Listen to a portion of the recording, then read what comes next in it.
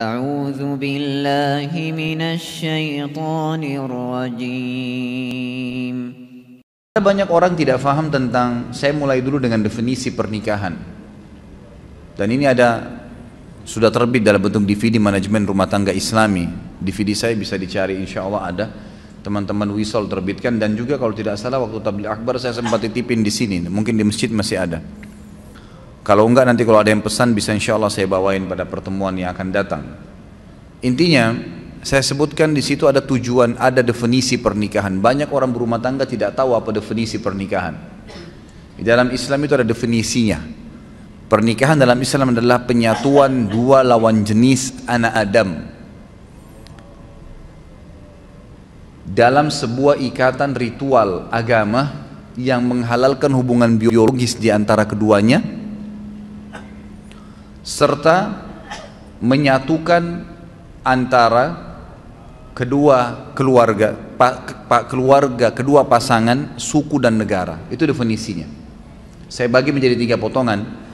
Pernikahan dalam Islam adalah penyatuan antara dua anak Adam, dua jenis, ya, dua lawan jenis dari anak Adam, laki-laki dan perempuan. Dari definisi ini keluar tidak boleh nikah sesama jenis, nggak ada homoseksual, nggak ada lesbian.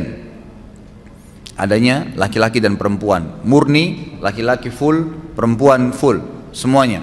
Yang tengah-tengah nggak diterima dalam Islam.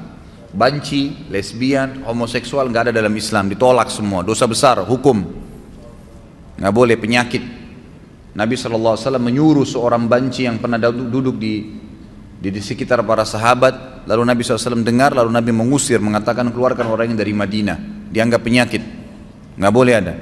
Kemudian dari anak Adam, berarti tidak boleh seseorang muslim menikah kecuali kepada manusia, tidak boleh nikah sama jin, nggak boleh melampiaskan biologis dengan hewan, sama manusia. Dalam satu ikatan ritual agama yang menghalalkan hubungan biologis di antara mereka. Jadi ini ibadah. Pernikahan adalah ibadah. Kalau anda yang hadir di sini sudah menikah dan belum niat ibadah waktu itu, hanya karena ajakan teman, hanya karena suruhan orang tua, hanya karena kebetulan suka, itu semua tidak ada dalam Islam. Tidak ada. Pernikahan harus jelas dari awal niatnya karena ibadah, sehingga suka dukanya kita bisa laluin. Yang menghalalkan hubungan biologis di antara keduanya, memang tujuan pernikahan 50%, 70% hubungan biologis. Allah sudah bebankan. Munafik orang mengatakan tidak butuh lihat lawan jenis. Kita butuh lihat, butuh ngobrol, butuh pegang, butuh cium, butuh curhat, butuh berhubungan jima, hubungan biologis. Itu fitrah. Kalau ada orang tidak butuh ini, dia keluar, abnormal, bukan orang yang normal. Tidak ada di situ dia keluar dari batas normalnya. Tapi kalau dia normal, maka manusiawi sekali dia membutuhkan itu. Tapi Allah Subhanahu wa ta'ala mengajarkan kita caranya dengan akad nikah. Hanya 5 menit. Si wali mengatakan saya nikahkan kamu sama anak saya Fulan bin Fulan. Kemudian si laki-laki mengatakan saya terima, selesai. Sah pernikahannya, hubungan biologisnya juga sah. Lalu dikatakan akan menyatukan keluarga kedua pasangan. Jangan antum menikah targetnya hanya pasangan kita. Kalau kita menikah, tanda kutip kita juga menikah, tanda kutip ya, kita juga menikah dengan keluarganya.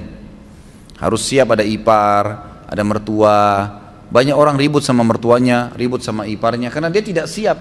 Dia cuma mau pasangan hidupnya saja, eksklusif. Iparnya datang gak dibukain pintu. Suaminya mau bakti sama ibunya, cemberut. Dosa dia. Gimana caranya? Hukum syar'i tidak bisa diubah. Ini bukan hukum rimba. Hukum Allah pencipta langit dan bumi. Laki-laki tetap wajib bakti sama orang tuanya sampai dia mati. Dianya mati. Kalau orang tuanya mati atau hidup tetap wajib dia bakti.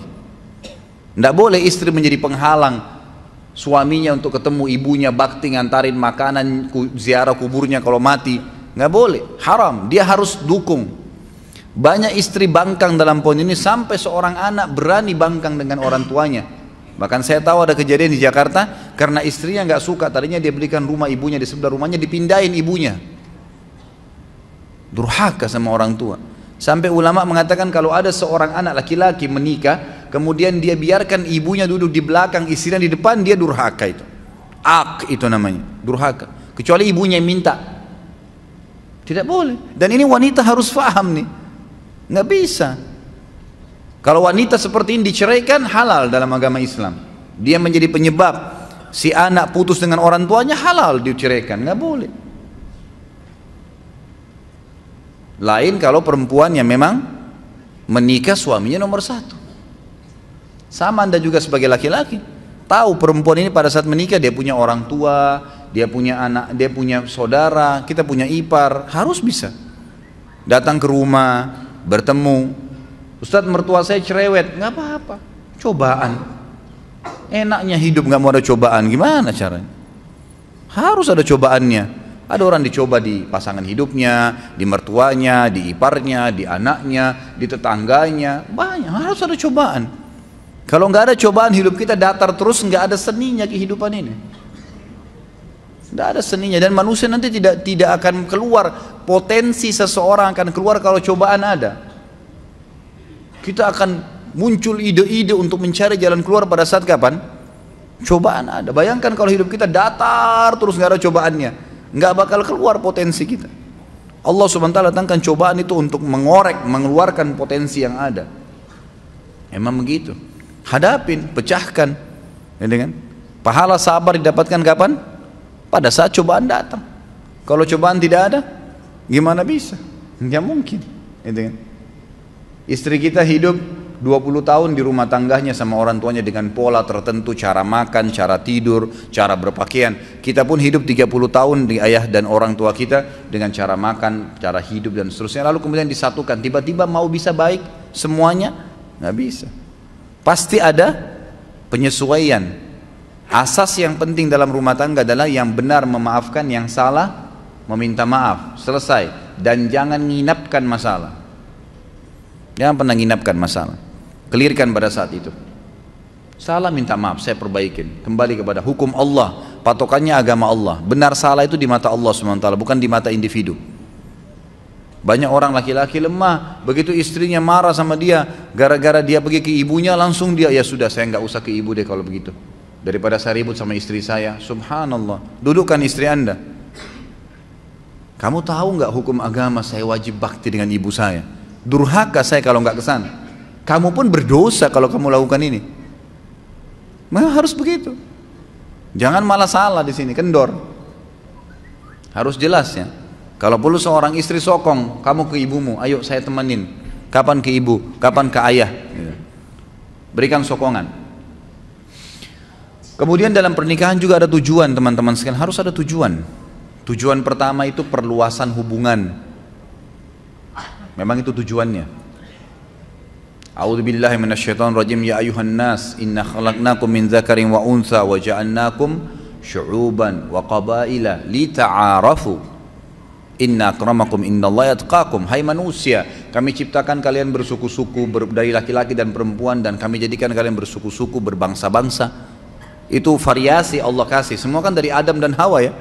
Kenapa ada orang Arab, ada orang Melayu, ada orang bule, ada orang Afrika, suku-sukunya banyak. Ya Allah sengaja buat variasi itu untuk kalian saling kenal, mengenal. Kata ulama tafsir, dengan pernikahan tahu tradisi makanan ini, pakaian ini, terusnya. Ada tujuan. Orang yang melangkah kepada sebuah perbuatan tanpa tujuan, maka tidak sampai kepada target yang dia inginkan. Ada orang masuk ke mall, nggak ada tujuannya, nggak ada sesuatu. Dia nanti kacau balau itu. Belanja sembarangan, beli makanan sembarangan, habisin uang percuma, buang-buang waktu, nggak ada tujuan. Nggak bisa. Dalam Islam harus ada tujuan. Saya ke masjid mau sholat, tujuannya sholat, jangan pikirin yang lain, udah. Lagi mau belanja sesuatu di pasar, memang tujuannya beli sayur, beli tempe, beli segala, beli itu. Ibu-ibu jangan singgah beli daster, nggak boleh, harus tujuannya jelas. Kalau enggak kemana-mana tuh nanti. Tujuan harus ada. Kita kerja di satu perusahaan, tujuannya ada target. Orang kalau cuma sekedar ya kebetulan supaya saya kerja deh, nggak bakal meningkat prestasinya, nggak bakalan. 10 tahun begitu terus jabatannya. Tapi kalau ada tujuan saya masuk di sini apa nih? kelas tertingginya dalam target di perusahaan ini apa? 1, 2, 3, 4, 5 jenjangnya. Target saya 2 tahun saya sudah harus sampai di tingkat yang kelima. Harus ada target. Nggak bisa, dan itu dengan tujuan kita masuk ke situ. Tujuan berumah tangga ada. Perluasan hubungan. Kita akan kenal keluarga istri, keluarga suami, jaringannya lebih luas. Yang kedua, tujuannya itu keturunan. Kalau ada laki-laki yang melamar akhwat di belakang sana bilang, saya mau nikah sama kamu tapi nggak mau punya anak ya, tolak langsung. Nggak ada ceritanya itu. Tujuan pernikahan dari mana kita bisa mendapatkan keturunan? Allah SWT jadikan hubungan biologis itu satu-satunya jalan untuk berlanjut generasi manusia. Yadzra'ukum fi, kata Allah. Dengan pernikahan itu Allah jadikan kalian berkembang biak di situ. Memang begitu, tujuannya ada. Yang ketiga, ketentraman. Nikah butuh ketentraman. Cari orang yang akan jadi pasangan kita yang buat ketentraman, dan itu hanya satu. Poinnya supaya bisa tentram, cari agamanya. Imannya ada. Kita sudah tahu semua itu, maka agamanya didahulukan. Bagaimana agamanya dia? Kalau weekend, kalau liburan, kemana ya? Oh, saya ke majelis ta'lim ini. Oh, saya hadir di pengajian ustadz ini. Oh, saya kalau weekend ke karaoke, saya ke pantai di Ancol duduk dengan sama teman-teman. Oh, saya main gaple. Udah jelas. Tidak ada ketentraman, mustahil, karena habis nikah dia akan buat sama itu. Dia akan buat sama. Perempuan yang nikah sama playboy asalnya sebelum nikah, jangan heran kalau dia selingkuh setelah nikah. Wajar itu. Laki-laki yang menikah dengan wanita yang tidak pakai jilbab, jangan heran kalau setelah menikah dia tidak pakai jilbab, atau dia tidak sholat, atau memang dia pernah bohong, ya dia akan bohong. Itu tradisi dia. Cari orang yang bawa ketentraman. Dan itu patokannya adalah agama. Dan yang keempat, tujuan pernikahan adalah menjalankan perintah Allah dan Rasulnya. Jadi ibadah didiatkan untuk itu. Kata Nabi SAW, an-nikahu sunnati wa man raghiba an sunnati falaysa minni. Siapa yang menikah itu adalah bagian dari sunnahku, siapa yang menolaknya maka bukan siapa yang menolak sunnahku maka bukan dari golonganku. Jadi ada tujuan-tujuan. Di antara substansial tujuan pernikahan yang kelima adalah memenuhi hubungan biologis, kebutuhan biologis. Itu tujuan memang. Tujuan kita menikah memang untuk melampiaskan biologis, untuk ngobrol, tatap-tatapan, ciuman, pegang, hubungan biologis, bahkan digantungkan pahala besar. Boleh nggak pacaran Ustadz? Boleh, setelah akad nikah. Sebelum akad nikah nggak ada pacaran dalam Islam. Bagaimana caranya saya kenal dia? Banyak orang sekarang begitu. Harus terperiksa tai lalatnya perempuan itu di tangannya ada nggak? Lihat rambutnya seperti apa, dan beragam macam alasan. 3 rahasia penting dalam agama untuk mengenal konsep ta'aruf dalam Islam: kenali fisiknya, kenali keluarganya, kenali lingkungannya. Titik, selesai. Fisik sesuatu apa yang kita menarik nih? Kata Nabi SAW, lihat dari lawan jenis yang kau mau nikahi sesuatu yang menarik buat kamu. Apa saja? Alisnya, warna kulitnya, sesuatu di wajah dan telapak tangan yang jadikan patokan. Sudah selesai? Oh iya, ini mungkin masuk di kriteria saya. Baik, cukup. Kemudian masuk yang kedua, ke keluarganya. Secara umum, keluarga ayahnya akan mewariskan fisik kepada anak cucu kita nanti. Keluarga ibunya akan menurunkan karakter dan sifat. Saya sudah pernah jelaskan, yang sahabat kulitnya putih, istrinya putih, anaknya hitam seperti anak Afrika. Suaminya langsung bilang, pasti kau selingkuh. Kok bisa saya putih, kamu putih, ini hitam keluar nih. Kata istrinya, demi Allah saya nggak pernah disentuh kecuali sama kamu. Ribut, didengar oleh Nabi SAW, dilapor, ya Rasulullah, nih lihat nih, putih-putih ini hitam. Gimana bisa? Nabi SAW diam sejenak, datang wahyu. Lalu Nabi SAW tanya, sesuai dengan wahyu kepada laki-laki tersebut, ada gak kakekmu kulitnya hitam begini? Dia bilang ada, ini keturunannya itu. Jadi fisik turun, makanya biasa kita dapat suami istri mukanya beda sama anaknya kan? Karena itu dari kakek-kakeknya, dari turunan ayah mereka. Jadi turunan ayah istri dan turunan ayah suami itu sama, nanti menurunkan, mewariskan fisik secara global ya. Jangan dilihat substansialnya, secara global. Kemudian keluarga istri keluarga ibu dari istri dan keluarga ibu dari suami itu akan menurunkan karakter, sifat. Secara umum, oh keluarganya calon saya ini umumnya dosen semua, suka belajar. Itu sudah sifat umum keluarga. Ada satu pemabuk, satu ini nggak dihitung. Umum global ini yang dijadikan patokan. Kemudian kenali lingkungannya. Boleh orang kalau ta'aruf tanya, kebiasaannya apa ya? Kerja di mana? Oh kebiasaan saya kalau lagi iseng saya pulang kantor ke karaoke, duduk sampai jam 12. Habis itu saya pulang, saya hibur diri saya ke bar sampai jam 1. Pulang istirahat, besok kerja lagi. Sudah bisa dibaca belum?